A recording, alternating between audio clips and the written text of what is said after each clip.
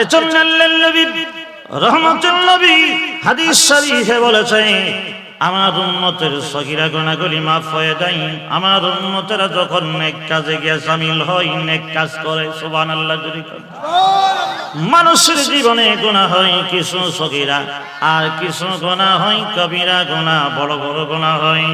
Example স্বরূপ ধরে নেন, নামাজ না পড়া কবিরা গুনাহ, চুরি করা কবিরা গুনাহ, ডাকাতি করা কবিরা গুনাহ, সন্ত্রাসী করা কবিরা গুনাহ, হাইজ্যাক করা কবিরা গুনাহ, মা বাবার অবাধ্য সন্তান, মা বাবাকে যারা কষ্ট দেয় কবিরা গুনাহগুলি হয়।